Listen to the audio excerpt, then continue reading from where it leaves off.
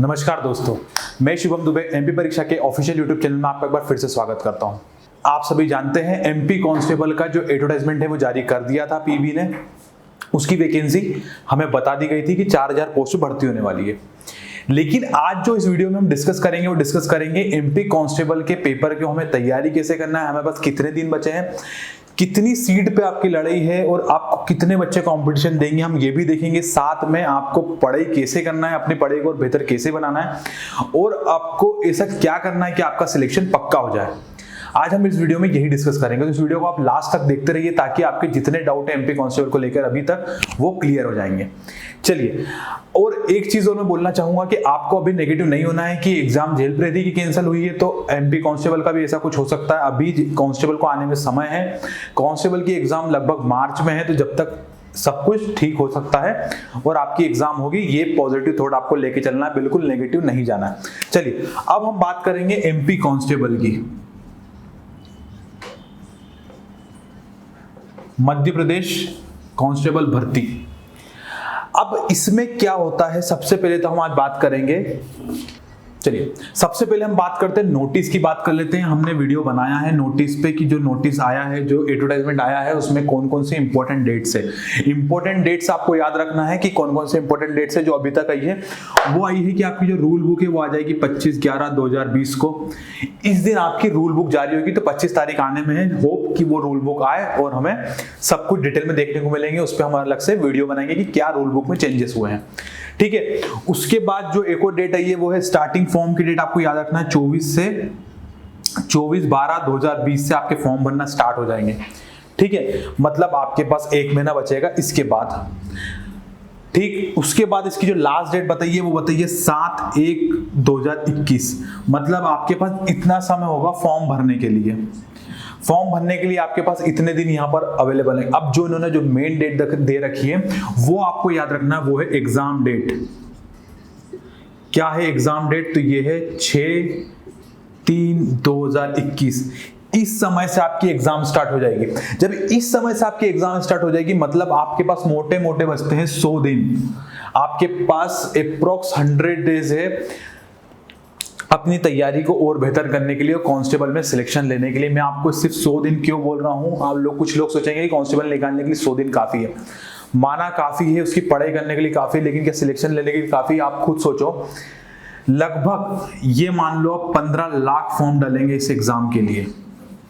कितने फॉर्म डालेंगे? 15 लाख फॉर्म। और सीट कितनी है, पोस्ट कितनी बताइए? 4000 पोस्ट। सिलेक्शन का मतलब आप समझ रहे हो कि सिलेक्शन लेना मतलब एक सीट की, यदि मैं बात करता हूं सिर्फ एक सीट के लिए लगभग 375 बच्चे फाइट करेंगे सिर्फ एक सीट के लिए। मतलब आप जिस सीट के लिए आप बोल रहे हो कि मुझे एक ही सिलेक्शन चाहिए, मुझे 4000 से मतलब नहीं, मैं तो एक हूं और सिलेक्शन चाहिए, बिल्कुल आप सही सोच रहे हैं। लेकिन आप ये मान लो जो आपकी सीट रहेगी उसके लिए एक सीट के लिए 375 बच्चों का कंपटीशन होना है। तो कंपटीशन काफी टफ है। कांस्टेबल में वैसे भी बहुत फॉर्म है। मैंने 15 लाख अंदाजा बताया है, हो सकता है इसके प्लस भी हो जाए, 20 लाख तक फॉर्म पहुंच जाए, क्योंकि बहुत समय बाद वैकेंसी आएगी, बच्चे टूट पड़ेंगे कांस्टेबल देने के लिए। अब जो हम डिस्कस करेंगे इस वीडियो में कि भैया कांस्टेबल तो आ गया है, अभी तक जो पेपर चल रहे थे, अभी तक जो पैटर्न था उस पैटर्न के हिसाब से हमें पढ़ाई कैसे करना है और हमारे पास 100 दिन बचे हैं, तो 100 दिन में अपनी तैयारी को और बेहतर कैसे बनाएं। चलिए, तो अब हम सबसे पहले देखेंगे पैटर्न क्या क्या है पेपर का। चलिए, तो अब आपके पास मोटे मोटे 100 दिन बचे हैं। पहले हम पेपर पैटर्न की बात करेंगे। भैया कांस्टेबल का पेपर होता है 100 मार्क्स का, 100 मार्क्स का पेपर है, ये आप सभी को पता है। सिलेक्शन होते हैं 85 प्लस मार्क्स। ये मान लो आप सिलेक्शन इतने भी होता है, इससे कम का सोचना ही नहीं है। 85 प्लस मार्क्स आपको लाने की पूरी कोशिश करना है। 100 मार्क्स का पेपर है, ठीक है। 100 क्वेश्चन आएंगे पेपर में। अब 100 क्वेश्चन किस किस के आएंगे आपको पता है, जिसमें मैथ्स आएगा, जिसमें रीजनिंग आएगी, ठीक है, जिसमें आएगा मैथ्स आएगा, रीजनिंग आएगा, जिसमें आएगा साइंस और जिसमें आएगा जीके। ये सब्जेक्ट हमें देखने को मिलेंगे एमपी कांस्टेबल के पेपर में। अब आपके पास है 100 दिन और आपके पास है 5 सब्जेक्ट, 4 सब्जेक्ट आपके पास है।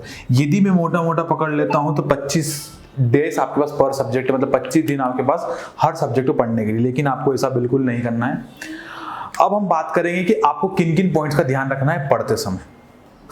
चलिए, तो आपके पास 4 सब्जेक्ट हैं पढ़ने के लिए और आपके पास 100 दिन है, तो लगभग अपन मान ले 25 दिन पर सब्जेक्ट। जब आपके पास 25 डेज पर सब्जेक्ट है तो आप अपनी तैयारी को बहुत अच्छे से कर सकते हैं। अपन बात करेंगे कि आप कैसे आपको तैयारी करना स्टार्ट करना है। तो जो सबसे पहले अपन क्या करेंगे, 3 फेज में अपनी तैयारी को बांटेंगे। ये आपको हमेशा ध्यान रखना है, 3 फेज में अपन तैयारी को बांटेंगे। ये आपके पॉइंट है, की पॉइंट नोट कर लो। सबसे पहले अपनी स्टडी को 3 फेज में बांटो। कैसे बांटोगे? जो सबसे पहला रहेगा वो रहेगा स्टडी। स्टडी क्यों लिखा है मैंने? क्योंकि आपको यहाँ पर चीजों को सीखना है। मतलब जो चीज आपको नहीं आ रही है, जो ज्यादा पूछी जाती है, उसको अच्छे से तैयार करना है, मतलब उसके कॉन्सेप्ट क्लियर करना है। जो दूसरा होगा वो होगा प्रैक्टिस। जो दूसरा फेज है वो है प्रैक्टिस। जब प्रैक्टिस का खेल मतलब ये है कि आपने अभी तक जो पढ़ा है उन क्वेश्चंस की आपको प्रैक्टिस करना है। तो प्रैक्टिस किन की करोगे आप? क्वेश्चंस की। क्वेश्चन की प्रैक्टिस कहां से करोगे? तो पेपर से करोगे। आपको इस समय सबसे ज्यादा पेपर सॉल्व करना है। ये दूसरे भाग में आपको ये सब करना है। जो जैसा मैं बोल रहा हूं, यदि आप करते गए तो आप आपकी एग्जाम अच्छे से क्लियर कर लोगे बिना टेंशन के। ठीक है, तो आपको पेपर सॉल्व करना है, ज्यादा से ज्यादा जितने पेपर लगा सकते हो। यदि आपको पेपर नहीं मिल रहे हैं, परीक्षा ऐप पर FLT है 50, मतलब फुल लेंथ टेस्ट आपको 50 मिल जाएंगे कांस्टेबल के लगाने को, आप बाय कर सकते हो। साथ में आप डेली डोज दे सकते हो। क्या दे सकते हो? Daily dose. आपके पास डेली डोज है जो फ्री है, फ्री ऑफ कॉस्ट है। आपको यहाँ पर कोई पे नहीं करना है। डेली 10 क्वेश्चन आपको देखने को मिलेंगे कांस्टेबल के। जब डेली 10 क्वेश्चन आपको देखने को मिलेंगे तो आप यदि 100 दिन लगा लिए तो आपके पास कितने क्वेश्चन तैयार हो जाएंगे? सोचो आप, यदि 10 इंटू यदि मैं 100 करता हूं तो आपके पास 1000 क्वेश्चन तो फ्री में आपके यहीं से प्रैक्टिस हो रहे हैं। और अलग अलग सब्जेक्ट के यहाँ पर क्वेश्चन आपको दिए जा रहे हैं। रीजनिंग के मिलेंगे आपको, जीके के मिलेंगे आपको, मैथ्स के मिलेंगे और आपको साइंस के क्वेश्चन आपको देखने को मिलेंगे। तो पर सब्जेक्ट यदि 10 क्वेश्चन आपको डेली करने को मिल रहे हैं, प्रैक्टिस करने को, तो आप और टॉपिक वाइज आपको देखने को मिलेंगे। सबसे बड़ी बात, आपको टॉपिक वाइज भी देखने को मिलेंगे जिसमें आप अपने हर टॉपिक को तैयार कर सकते हैं। तो ये बात हुई अपनी प्रैक्टिस की। तो आप फ्री में कर सकते हैं, FLT लेना या नहीं लेना आपकी मर्जी है, लेकिन आप यहां से फ्री में तो क्वेश्चन प्रैक्टिस कर ही सकते हैं।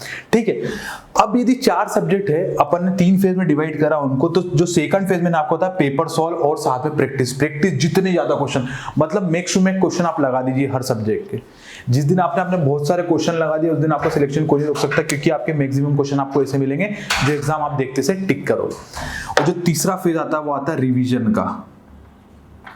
तीसरा फेज आता है आपके पास रिवीजन का। तो रिवीजन कैसे करना है? रिवीजन भी आप प्रैक्टिस के साथ कर सकते हैं, लेकिन रिवीजन कैसे करना है? अभी तक आपने जितना पढ़ा है उसके नोट्स आपके पास होंगे। सबसे पहली बात वो भी ध्यान रखना है कि आप जब पढ़ रहे हैं तो आपके नोट्स आप बना के रखिए। इन नोट्स के द्वारा आपको सिर्फ उन्हीं नोट्स की प्रैक्टिस करना जो आपने अभी तक लिखे। वो हर इंसान का तरीका अलग होता है, नोट्स बनाने का कोई ऐसा इंडिविजुअल तरीका नहीं है। नोट्स बनाने का अपना तरीका होता है, अपनी लैंग्वेज में बनाओ, अपने स्टाइल से बनाओ, ताकि जब आप एग्जाम के समय रिविजन करो तो सिर्फ आप वो देखो और आपका सब कुछ काम अच्छे से हो जाए। तो ये थे पढ़ाई करने के 3 फेज। सबसे पहले आपको सीखना है जो आपको नहीं आता है। दूसरे फेज में आपको प्रैक्टिस करना है, जितने ज्यादा क्वेश्चन की कर सकते हो, जितने ज्यादा पेपर की कर सकते हो, प्रैक्टिस करना है। और जो तीसरा फेज है उसमें आपको रिवीजन करना है, सिर्फ उनसे जब जितने आपने सॉल्व करे, जहां आपने गलतियां करी है और जहां आपने मिस्टेक्स आप जहां दोहरा रहे थे बार बार की वो चीज नहीं हो रही थी, उनको आपको सिर्फ रिविजन करना है। अब बात करते हैं अपन ये सब्जेक्ट्स ही तो मैंने बता दिया। रीजनिंग का हम एक वीडियो बना चुके हैं परीक्षा ऐप पे, जिसमें आपको रीजनिंग कैसे करना है कांस्टेबल के लिए वो हमने डिस्कस कर लिया था। ठीक है, अब मैं आपको कुछ बहुत इंपॉर्टेंट पॉइंट्स बताऊंगा जिनको आप तैयारी के समय बिल्कुल अच्छे से करना है। आपको डेली अपनी तैयारी में उनको इंक्लूड करना है। सबसे पहले अपने डेली टारगेट सेट करो। ये वाला पॉइंट आपको नहीं भूलना है। Daily target in the sense आपको अपनी तैयारी को फेज में तो आप तोड़ रहे हो, अपनी खुद के टारगेट को सेट करो कि आज दिन में मुझे इस टाइम पे ये सब टारगेट को कंप्लीट करना है और इसका रिवीजन करना है। अपने टारगेट सेट करो, डेली उन्हें कंप्लीट करे बिना नहीं सो। साथ में आपको अच्छे से, मैं एक चीज और बता दूं, इसमें आपको इस समय आपको 6 से 7 घंटे की डेली नींद लेना है, क्योंकि कांस्टेबल मतलब फिजिकली फिट भी मांगता है। तो इसका मतलब ये नहीं है कि आप बहुत कम सोना स्टार्ट कर दो और अपनी सिर्फ पढ़ाई में ध्यान दो, उससे आपका कंसंट्रेशन पावर कम होगी, आपकी नींद कमजोर होगी, तो आपका दिमाग उतना अच्छे से काम नहीं करेगा जितना अच्छे से करना चाहिए। तो रिलैक्स माइंड रखना, आपको डेली टारगेट सेट करना है। डेली टारगेट सेट करके आपको अपनी तैयारी को करना है। मतलब ऐसा नहीं कि कुछ भी पढ़ने बैठ गए, अपने खुद के गोल सेट करके सुबह उठ के उन गोल को अचीव करो और फिर साथ में बाद में फिर नेक्स्ट डे का गोल सेट करके फिर सो जाओ। ये आपको करना है जब तक कांस्टेबल का पेपर नहीं आता, जब तक आपको इन्हीं चीजों का ध्यान रखना है। साथ में आपको फिजिकली फिट रहना है। आपको फिजिकली फिट रहना है तो बी फिट आपका सेकंड पॉइंट होना चाहिए, जो कि आपको क्या करना है। कांस्टेबल का मैं पहले एक वीडियो बना चुका हूं कि बच्चे फिजिकल में बहुत रहते हैं, तो आप डेली एक समय फिक्स करो, सुबह जल्दी उठने की कोशिश करो। उठ सकते हो जल्दी तो 4 बजे 5 बजे के बीच में उठना स्टार्ट करो। डेली 1 घंटा अपने आप को दो फ्रेश होने में, सब कुछ करने में। तो उसके बाद आपको सुबह उठने के बाद थोड़ी देर रनिंग करना है, मतलब डेली आपकी रनिंग प्रैक्टिस नहीं छोड़ना है।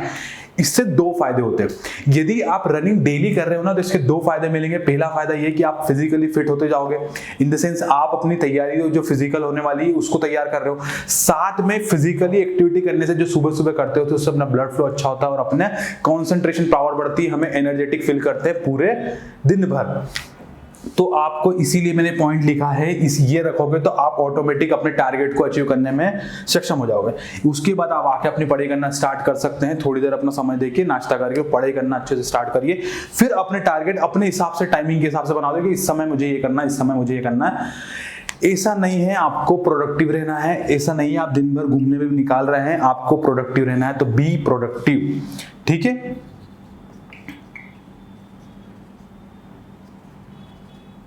आपको प्रोडक्टिव रहना है, मतलब आपको जितना समय आपको बचाना है उसको प्रोडक्टिव बनाना स्टार्ट करो, ठीक है।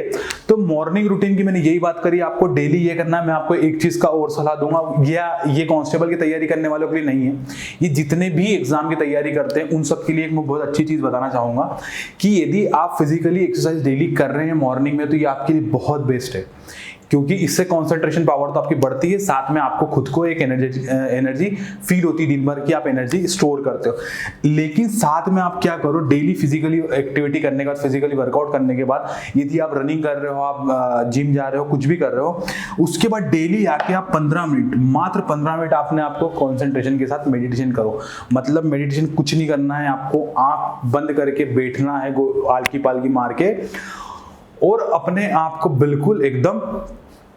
बिल्कुल खाली छोड़ देना। मतलब अपने दिमाग को खाली करके सिर्फ आपको अपनी कंसंट्रेशन अपनी सांसों पे लगाना है। मतलब जो आप ऑक्सीजन ले रहे हैं सिर्फ उस पे कंसंट्रेट करने की कोशिश करो। सिर्फ 15 मिनट यदि आप ये कर रहे हैं तो आप अपनी पढ़ाई को बहुत बेहतर कर सकते हो, आप अपनी कंसंट्रेशन पावर को बहुत ज्यादा कर सकते हो।